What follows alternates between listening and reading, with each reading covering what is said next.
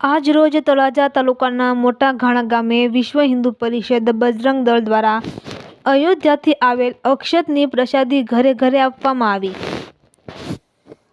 આજ રોજ તળાજા તાલુકાના મોટા ઘાણા ગામે વિશ્વ હિન્દુ પરિષદ અને બજરંગ દળ દ્વારા અયોધ્યાથી પૂજન થઈ આવેલ અક્ષત ચોખા ઘર ઘર મહાસંપર્ક અભિયાન શરૂ કરવામાં આવ્યું, જેમાં ગામ લોકોનો ખૂબ ઉત્સાહ અને ભાવ જોવા મળ્યો.